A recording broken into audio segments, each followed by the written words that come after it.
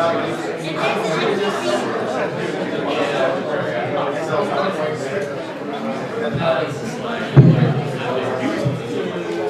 guys, if there's an empty seat, can you raise your hand next to you? Are we completely full? I think we are. All right. Hey everybody, welcome. Yeah. So, are you guys having fun? So, I just got back from London, like 3 days ago. Yeah, so, and I live in LA, so what happened was I got back from London, and then I worked for 3 days straight, and then on that third day I had to catch a flight to come here, and it's actually colder here than it is overseas, which before this was like the coldest I've ever been in my life. So, yeah. So, my name is Cristina Vee, and I'll just introduce myself and what I do. I'm a voiceover actor, and I direct and sing. Some of the big shows I've been in are Madoka Magica. I play Homura Kemi. I play Sailor Mars in Sailor Moon.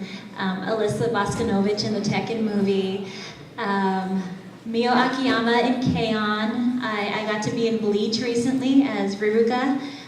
And that was the last arc too, so I really lucked out. Like I jumped on the Bleach train before it was over. And that's great. That was like one of those shows where I thought I'd never get to be in it because, you know, that was going on before I even started voice acting. And then, you know, to be in it was pretty cool. And video games wise, I play Noelle Vermillion in Blaze Blue, Riven in League of Legends. Do you guys know Drakengard? Yeah. I play 4 in Drakengard 3, which is kind of confusing. I'm also in a game called Final Fantasy Type 0. It's coming out soon. I'm so excited. I recorded that 3 years ago. So you can imagine, like a year passed and I didn't hear any news about that game, and so I thought, wow, maybe it's not happening. Maybe like I'm in the only Final Fantasy game that is not localized. I was like, wow, I'm either very lucky or very unlucky there. But yeah, I'm so happy that it's finally coming out because the game is just so cool, guys. You should see those cutscenes. Like I remember crying because it's so good. Oh yeah, I'm also in Pokemon Origins. I play Cubone. And I'm really proud of that role. That's like another one of those roles. It's like, yeah, I'm Cubone. And Nidoran. And and I played Nidoran, but poor Nidoran just got beat up. All I had to do was So it's really fun. If you want to see me get beat up as Nidoran, watch Pokemon Origins online for free. If you want to see my mother get killed, watch Pokemon Origins episode 2.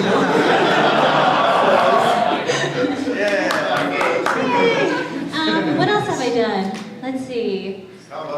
Yeah, I'm Kamba in Neptunia. Yay! I'm in, yes, Magi, which after this, guys, there's the Magi Season 2 dub premiere. So you guys should come with me. We'll go watch it together. We'll go crash it. Okay, because did anybody here, I have a question. Anybody here who wanted an autograph not get one? Like everybody. Okay, here's what I'll do. Like about maybe 15 minutes before the panel's supposed to end, we'll end early and I'll sign autographs because I just had my only autograph session. So we can sign and you know. Singing wise, I did, do you guys know Shantae? Yes. I got to sing that song for the Kickstarter, and then they ended up casting me as Shantae. I sang in K-On! As Mio. I'm in an Adventure Time video game. I got to sing one of the songs for the final boss battle for that game. I got to sing as Sailor Mars recently. And I also have my YouTube page, which I've had since high school. And I try to update as much as I can, but it's a little bit harder. It's a little hard now that I'm doing it, you know, like full-time professionally.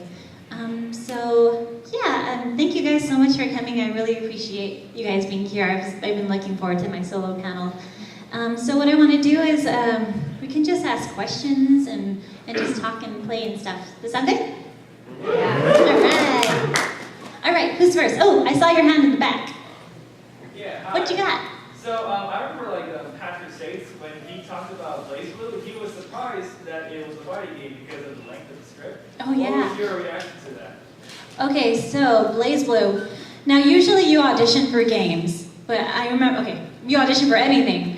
But for this game, and this was when I was first starting out, I was a teenager. And what they said is, Christina, we have a game for you. We need it done fast, very, very fast. So we're gonna give you the script. And so I got the script and they gave me like clips of my characters. This never happens, this is not the way it goes. Usually you audition, you don't see any of the material till you get in the booth. Because I needed it done so fast, they gave it to me ahead of time. And I saw that it was from the creators of Guilty Gear, which was one of my favorite fighting games. And yeah, and so I was really excited, and then my character was just amazing. I had Noelle and another character named New, and they're clones of each other. Spoiler, kind of, not really though. 10-year-old spoiler. But I was really, really happy, and I'm very happy that it's still continuing on, and that my character, I've never seen a character get as much like development as Noelle has in a fighting game. Because usually you just have like the arcade mode, but for Blaze Blue, you really have so much that goes on. I tried playing through story mode on Chrono Phantasma. It's so many hours long. It was like 5 hours. Oh yeah? Is that a long time? Blaze Blue was longer. Was it? I didn't test story mode yet. Okay. I think it's longer. I think it's like 15, 20 hours. Yeah, it's crazy. So yeah, I'm really happy and excited to be part of that show, especially, I mean, that series, especially because my character is like the best. So. Thank you so much. And I saw you had a game in your hand. What was that? It was Yeah! Awesome. All right, I saw 1, 2, and 3.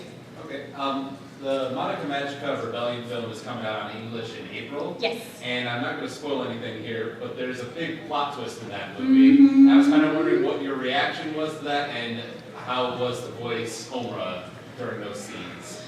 You know, it's really hard to talk about Monaco without giving away any spoilers, but there is a thing that happens, and then I was like, wow, the thing. But here's the thing.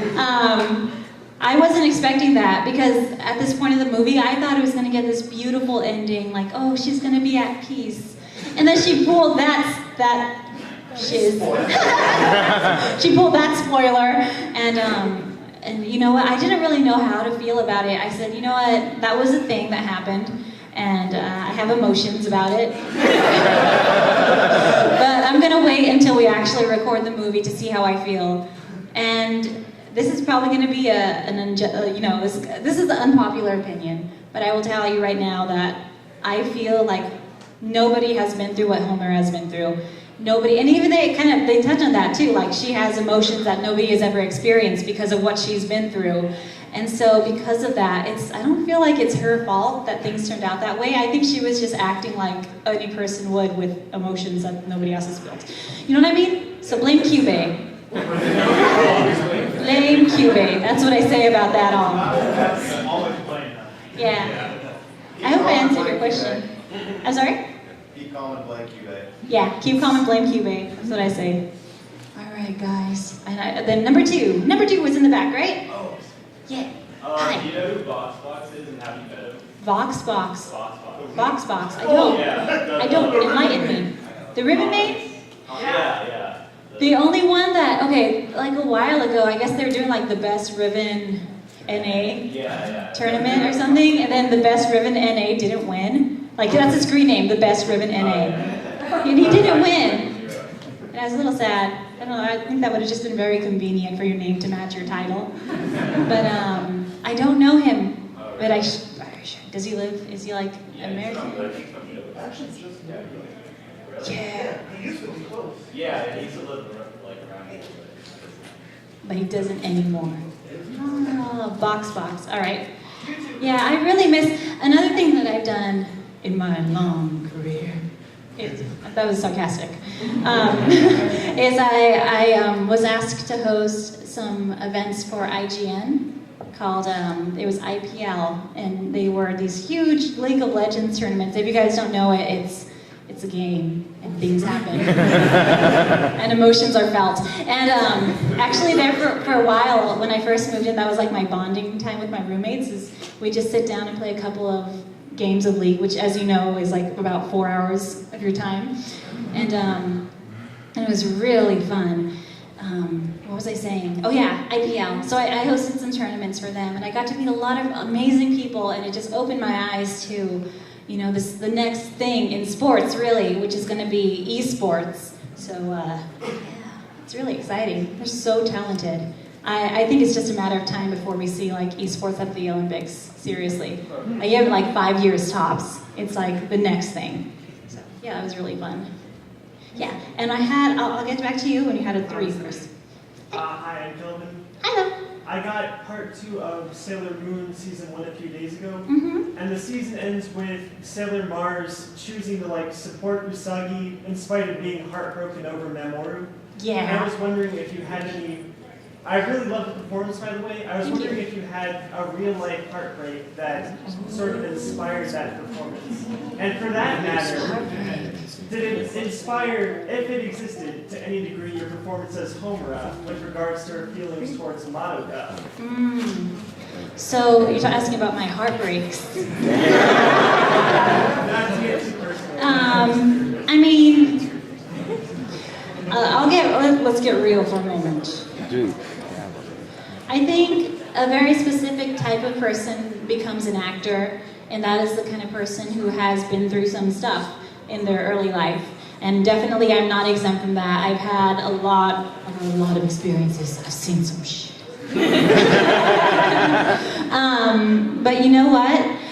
I'm really happy that I did have those experiences, because that's why I'm here with you guys right now talking, and I get to do what I love. And I do use things that have happened in my past.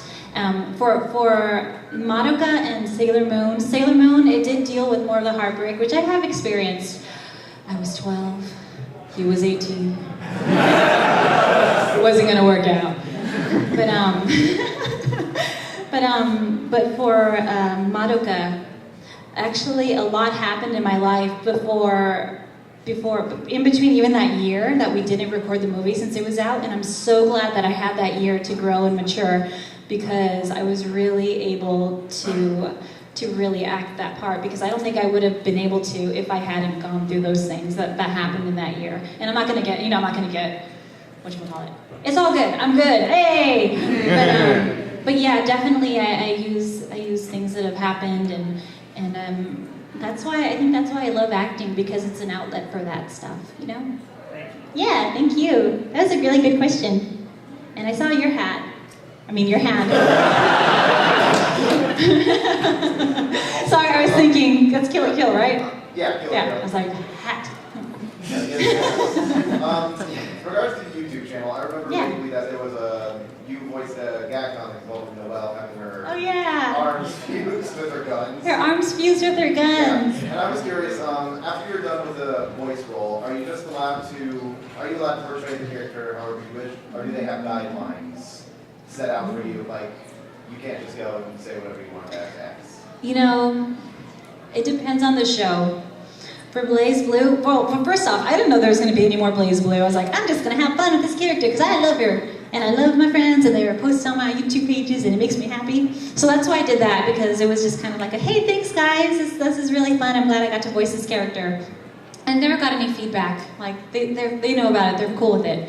But let's say for League of Legends, they didn't tell me like directly, but other League of Legends actors were contacted by Riot lawyers saying, you cannot say anything that is not what the character says in the game. And also they want it to be very much like that you see the character and not the voice actor, which I totally understand. But so I definitely try to keep it, you know, I don't want to like ruin the image of the character. But for other shows like K-On!, I feel like nobody's going to tell me anything. I can do whatever I want. So yeah, so it really depends on the show for that one. Yeah. Yeah, thank you. All right. Yes. Kind of old topic, but how long Sure. did it take you to record Bad Apple? Oh, so I did this song on YouTube. It's called Bad Apple. I covered it. It's been a long time, actually. And that song, you know, I recorded it a couple different ways. The first one, I try to sing it like really properly, like going into your head voice for the high notes and stuff like that. But then after that, I listened to it. It sounded okay, but I thought, you know what? Even though that's what the Japanese did, I think that these lines should really be belted, even though it sounds a little more raw that way. So I just did it all pretty fast, and I was not expecting, even till today, people are like, oh my gosh, Bad Apple, that is amazing. And some people come to me just for that song cover. And yeah, I wish I just miss the YouTube days. I'm trying to find a happy medium right now that I can do both. But it's really difficult because I'm associated now with so many characters and companies that I can't really go back and do, you know, these, like the song covers without permission, so it's very difficult, but I will figure it out. Thank you so much. Yeah. Yes? I wanted to ask, how's your time working with Skullgirls and the whole Skullgirls. You guys know Skullgirls? Oh yeah. I always forget to bring that up, but I love it. I'm actually in the middle of it right now. That's what I was working on before I came here. There's a character named Beowulf, and I don't know if you guys have heard, but we got the voice actor for him. He was cast. They sent me this guy, and I hadn't heard of him ever. They said, hey, we want you to audition this person. He's pretty awesome. He has a thing on YouTube. I was like, all right, cool. And you know, we auditioned against everybody in LA, like all the big LA actors. And when it came down to it, I was like, who is this guy? He's like perfect for Beowulf. And it turns out his name is Kai Kennedy. And he did post something on YouTube just as a fan, like, hey, this is my Beowulf voice. But he's like a moderator on the Skull Heart forums, which is like the Skullgirls forum. So he's like just a fan, and he loves the game. And we got him in the booth, and he just, oh my gosh, he knocked it out of the park. And what was great about him, he was like, oh, this is a hit stunt? Okay, I know exactly how fast this needs to be. Oh, this, yeah, seriously. He knew, like, and we went through all his lines so fast. I was so amazed about how great this guy was. And you guys will hear it, and you guys will laugh because he is awesome. But my whole experience with Skullgirls, they gave me that job right out of college. I actually had to miss my last day of school ever because I was going to go direct Skullgirls, and I was really, you know, that's a big relief because when you major in theater, you know, nothing's guaranteed because, I mean, you don't even really need a theater major to act. It's complicated. But anyways, I was really happy to have a job right out of college, and they asked me to direct, and I was like, yeah, sure, I can do that. I was like, oh my God, how do I direct? So it was very much kind of going into it a little blind. I mean, I'd watched directors before, and yeah, and I've gotten a lot of opportunities because of directing for that game, and I get to do more directing. It's really great. You had any cool lines for the Beowulf story? The cool For Sarah lines. Bell? Oh, yeah, we recorded Sarah Bella's lines a long time ago for Beowulf, and she's just like, I love you. It's like, oh my gosh, you beat me. Just things like that. And in the story mode too, they have fun interactions, like, oh my gosh, I can't believe it's you, Beowulf. Yeah, so it's really fun. Yeah, thank you so much. All right. Ooh, I saw 1, 2. Yes. Okay, Colin, you said you did the singing for Neo and K-On as well? Yes. How was it like singing in Japanese? Oh, we did it, I sang in Japanese, but when we actually recorded the songs, they were in English. But I learned how to sing in Japanese by watching the Sailor Moon opening. This was many years ago too. I was maybe like 12 years old. I found like clips of Sailor Moon online. That's why I became a voice actor, by the way. Weirdly, oddly enough, because I saw through Sailor Moon that, oh wow, this is a job. Oh my gosh, oh wait, sorry, I was ignoring. Wow, this is a job. Somebody's actually Sailor Moon's voice. I want to be Sailor Moon's voice. Or Sailor Mars, that's really cool too. So that's how, and I've been singing in Japanese for a long time. It's very close to Spanish, so it was pretty easy for me. It's a good skill to have actually in anime, to be able to sing and talk a little Japanese. So yeah, I love it. I love singing so much. All right, who has the next question? Yes. I got into Magi when it first started airing, and Morgiana was my favorite character in Yay. the show. So what I want to know is, what about her really drew you to that character, and where you would want to see her go, character-wise, if the show gets picked up for a third season? So Morgiana, the thing that drew me to her, okay, here's the thing, I get typecast a lot as characters with emotions. Like, like broken, like it's really a pattern if you look through all my characters, like Sakura from Fate Zero, Morgiana, Homura, 4 from Drakengard, all these characters are just like completely like emotionally broken. And for her, I don't know, I loved her character design. She looks so different from any other character I've ever seen, basically. And I love her inner strength. And again, it's that journey from being like really timid and just like really quiet to like opening up and finding friends. And I really enjoy that. Would I like to see more of Morgiana? Okay, so season 1 was about Alibaba. Season 2 was about Aladdin. But I went to record for season 2 and like 10 episodes passed with no Morge. It's like, what is this? No! So I think they need a season 3, and I think like we gotta see Morgiana's character fleshed out like the other 2 have been. And so I think it'll happen. I'm really crossing my fingers. But it's like, Morgiana, you gotta fight for your screen time, girlfriend. Yeah, thank you so much. Thank you. Yeah, yes. Hi, I remember you mentioning at Otakon a few years back that one of your biggest dream voice jobs was to do a Final Fantasy game. So now that you got to do it, how did it feel to finally live it out? Because even if it's not one of the main tier 1 through whatever 15 now games, it's still a huge project. I was really scared. Well, okay, here's the thing. Usually I audition against, maybe 15 people, because it's kind of different in anime and like the anime video games is, they know you. Like, they'll have maybe like 30 girls read for a part. But for this one, they auditioned everybody in Los Angeles.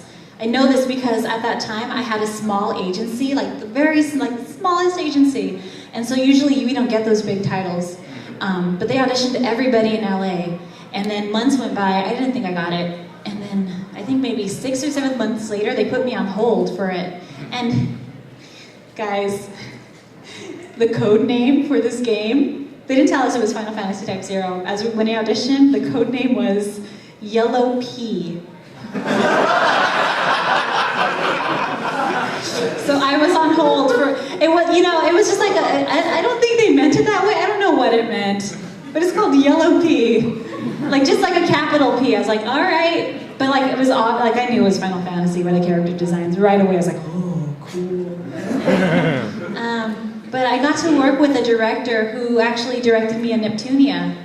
And he was like, yeah. So I was really comfortable with him. And his name is Bob Buchholz. And he has been just one of the best people I've met. And he's really helped my career so much.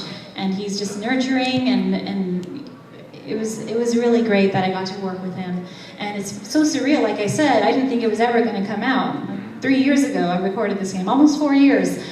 So when they announced it at this last, what was that, E3? I was like, what? Are you serious? This is amazing. Did they recast me? No, great! So, yeah, I'm gonna bar it so hard. Day one. I bought him a PS4 for Christmas. Secret intention was to play Final Fantasy Type 0 HD. Surprise! So I'm really excited about that. Yeah, I'm excited to play it too. It's like March or April? March. It's pretty soon. Yeah. Just 20 more sleeps. Just kidding. I don't know.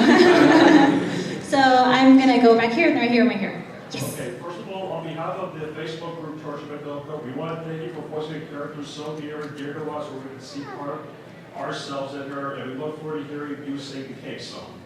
Oh, the cake song! Oh my gosh, guys, the cake song. And as for my question. When you recorded Blue Revenge for your YouTube channel, my question is, what was exactly was your thought process, or at least your thoughts on the song, and what was it like actually composing like all the voices for that video? So years ago, there's a song called Moon Revenge, and it's in the Japanese version only of the Sailor Moon R movie, and it's such a great, I'm going to give you a spoiler, it's such a great show because they're like plummeting to Earth on an asteroid, the asteroid is going to destroy the world and they have to stop it. And so suddenly like Sailor Moon does her Sailor Moon thing where she gets all serious and her crystal comes out and this awesome song comes on and everybody sings and they all have like their moment and it's beautiful and at the end Sailor Moon dies and it's awesome. 20-year-old spoiler, sorry guys. And I just love that song. Sailor Moon was the first thing I ever saw subtitled because I was at my local Suncoast. I don't even know if those exist anymore, right? And they had, and my mind was blown because they had Sailor Moon VHSs of the movies, which I'd never seen, which were not dubbed at the time, and they were subtitled. And so I begged and I pleaded, and I got those for Christmas, and they're probably like $35 each because that was 90s anime kid troubles. So I got those. I got the first two. My friend got the third movie, and that song just stuck with me forever. And I sung it a couple times. Just I don't always post everything I sing, but for this one, I thought, yeah, that's never gonna be dubbed, right? I was not expecting it at all. And this was a long time ago too. And they used a different song for the English dub of the movie, and I just wanted my own English version for myself. So I asked all my friends if they can pitch in and sing, and for a while there I set it to private after I was cast as it, but Shar, who's the marketing head, brings it up in panels, like, oh, Christina's saying Moon Revenge in English. I'm like, oh, it must be okay, they must be cool with it. So yeah, it's on my YouTube page if you guys want to check it out. I have a bunch of my things up there. Yeah, thank you so much. Did I answer your question? Yes, it did. Yeah, awesome. I love that video, so I'm glad you think that way towards it. Yeah, thank you. Also, Cake Song! in Madoka, the movie, it's not really so much I don't think it's like a song, it's more of like a nursery rhyme, I feel. And it was fun. I think it's a lullaby. Right. Because there's like the whole theme of nightmares and dreams. Mm-hmm. And the magical girls are like dreams waking up in nightmares. So yeah. Because there's not really any, it's more like, okay. I can't sing the lyrics, so There's it's that weird line at done. the beginning too where they start feeding the nightmare bread out of like nowhere. Yeah. Pretty big. It was a great movie. We had so many bloopers in there. I hope they see the light of day. There was a lot of burping involved. So Christine, who plays Monica, did this like really weird burp, like a and so what they did was they placed that in like different parts of the movie without telling me or anybody else. So like, you know how Cube has his big close-ups, like his eyes? Yeah. Like it would do that. And at one part we have like this great like magical girl moment where we say Pualamagi, magic quintet. And what I heard is Pualamagi, something quintet, holy quintet. It was just perfect with the music and everything. So yeah, Cake Song. It's going on my resume. Sing the Cake Song. Alright guys. I also helped write lyrics for that, so I hope you like it. I mean, if you didn't like it, then I didn't write the lyrics. What are you talking about? I saw a couple more hands, and I was like, yes! There's one too. Okay, recently the Neptune games have started to be re-released as the Rebirth series. Yes. It's not only remaking the first game, but also the second one, and more recently the third one. Uh-huh. How does it feel to go through basically revisions of the same three games? You know what? I feel like it's very different because I don't feel like they're really the first, second, and third games anymore. Like the same things happen, but all the dialogue is completely different. And they throw back to like the original, like, hey, that didn't happen in the original game. What are you doing? But I want there to be more compa. There needs to be hyperdimension compa. Right? That Noir had a game, compa needs a game. Yeah, it's really fun. I was like, Neptunia, I think, well, I was talking to somebody about it, like, oh yeah, it works a little slow. I'm like, no worries, Neptunia will never end, so. Because I think we did like 4 Neptunia games or something crazy last year. I'm like, really, this is awesome. Yeah, I love Compa, and I'm really, really happy to get to be part of that show, that series. Yeah. And then 2, but I saw 1 up there. And 1, 2, 3. Hi. Hi. What are your thoughts on Sailor Moon Crystal? If you haven't watched it yet, Oh, okay. So I haven't seen it all yet because I want to see it all when it's done. But they had that Moon Pride music video, and I was crying. I was like, "It's perfect!"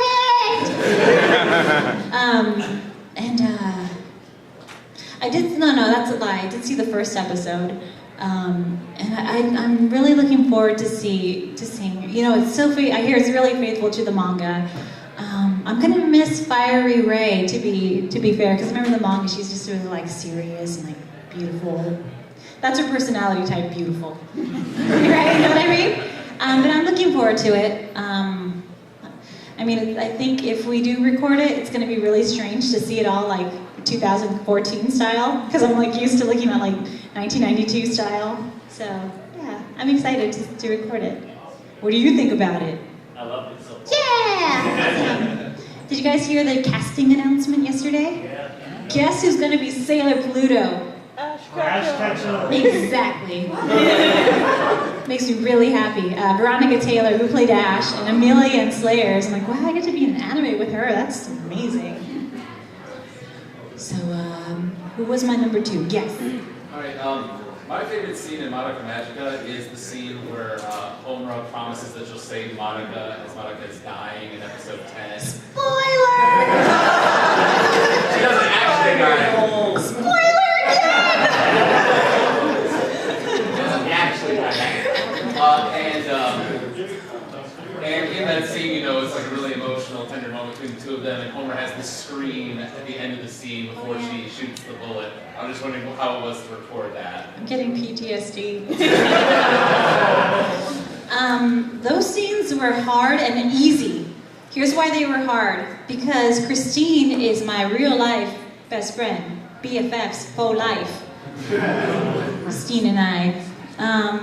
And Madoka, that's her normal speaking voice. That's how she sounds every day. So it was really hard to record because it did feel like since you guys know, it did feel like I was killing her. But it was easy because I didn't have to act. Do you know what I mean? Right. Yeah, I loved recording those scenes. Like all those scenes at the end of that show, episode 10 on, like every time they were crying, me and Christine were both really crying in real life.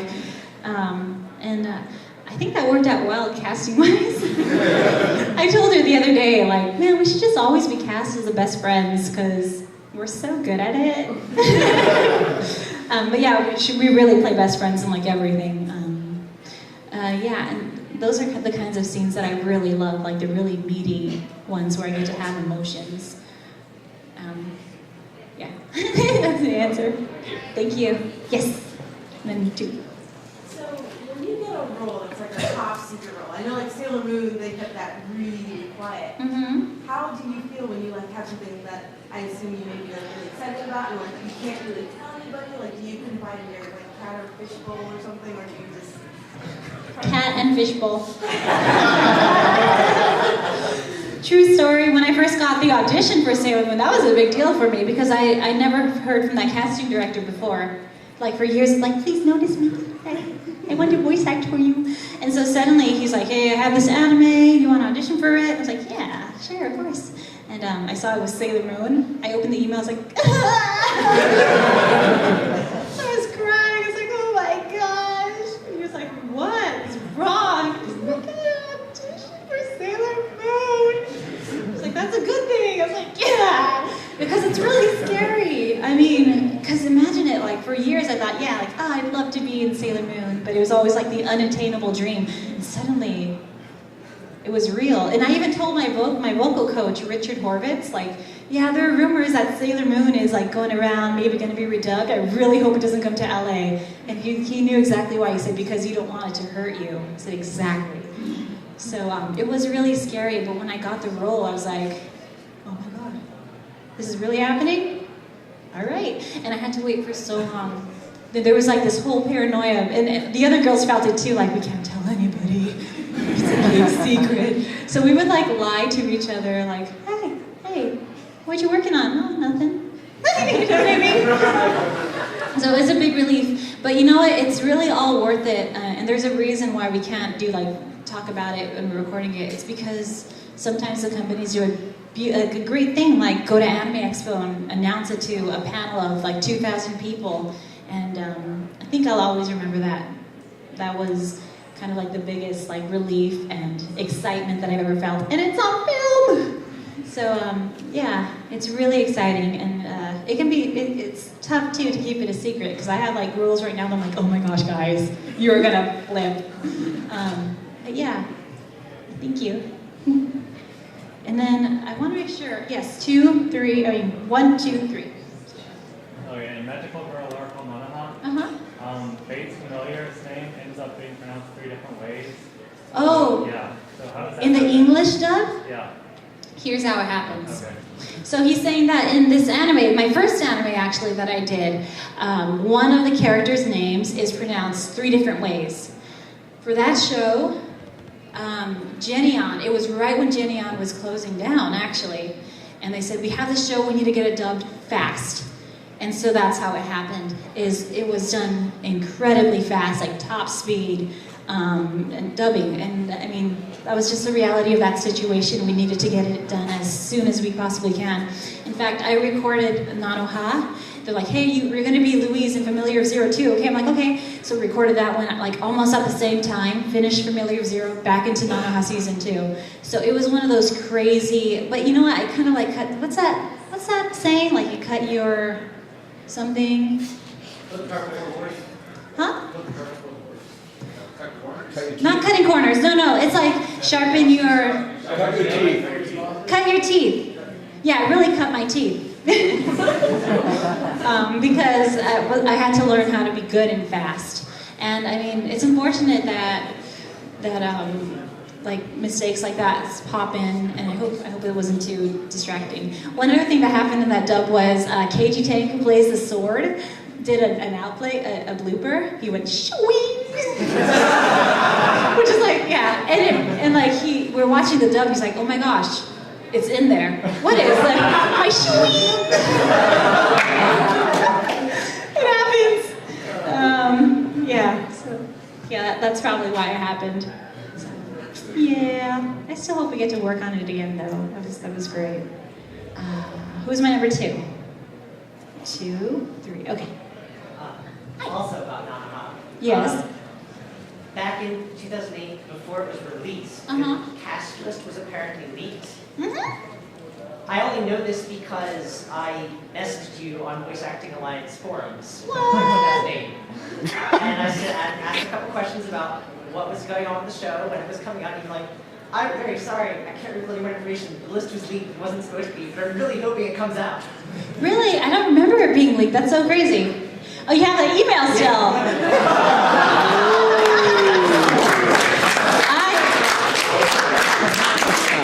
That is, and it was like an accurate cast list. Who would do that? So, thank you for replying. I'm very proud of myself. That was a very like politically correct reply, like, I am sorry, I cannot divulge any information at this time. Please try again soon. And I was going to ask, what was that like getting your first role in the industry?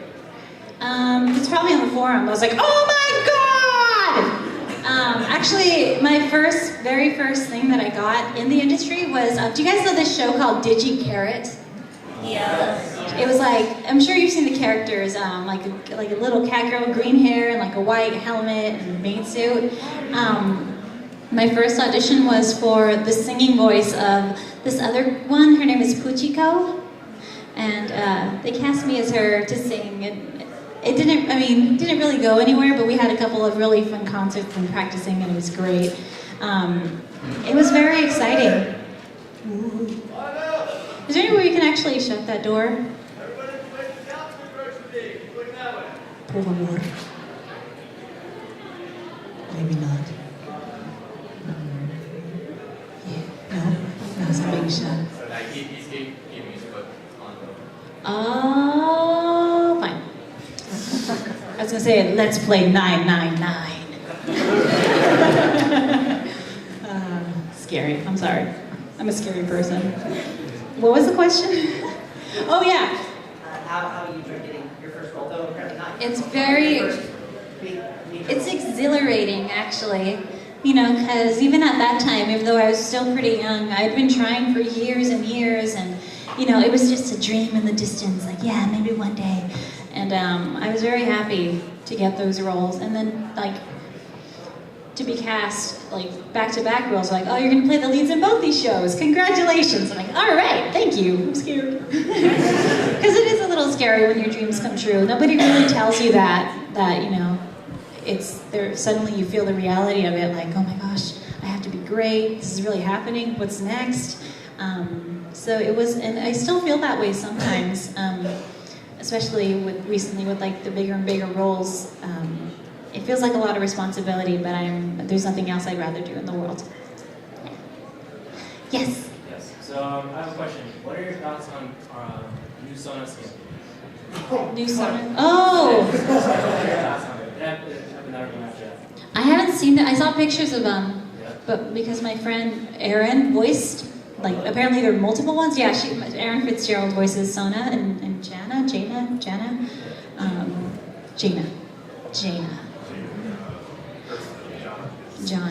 Sana, I don't know. Those characters. I don't know, because I haven't seen them. What do you think about it? I feel like there are some feelings. I'm dropping money on it once I get it. Oh, yeah. I have another thing. So you're a great voice actor. Thank you. I was wondering if you could mimic what I do for a second. It's really good. Mimic what you do? Yeah, I'm gonna do it right now. Okay. Yeah, that's really good. I can't do that. You know what I can do really well? Barf noises.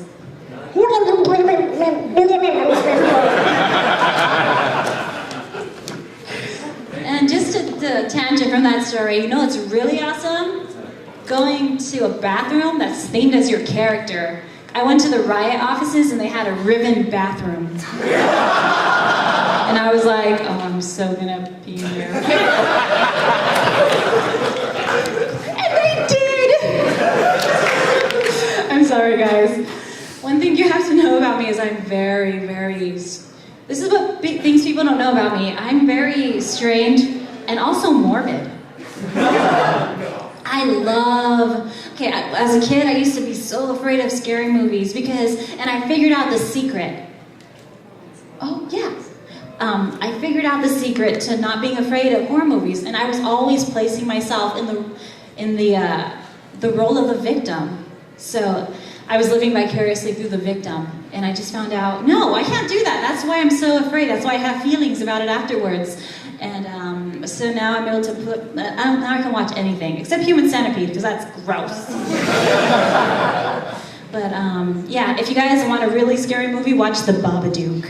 Yes. Oh. So scary. And it happens during the daytime in like her car too. It like freaks me out at random times. I'm like, oh my gosh, The Babadook. Yeah, so this will be our last question actually. And then we can sign autographs for 10 minutes. Does that sound okay? That went by so fast. Thank you guys so much for being so awesome. Yes? Well, I'm sorry if this is this morning's last question, but since you've seen The Babadook, do you think you could recreate its screech? The Babadook. Oh, wait, you mean that screech? Yeah, Babadook, saying Babadook. Oh, because I was going to say the screech at the end, which kind of took me out of the movie, was like the generic dinosaur sound from like Jurassic Park. Yeah. Like the, you know what I'm talking about? Yeah. I was like, hey.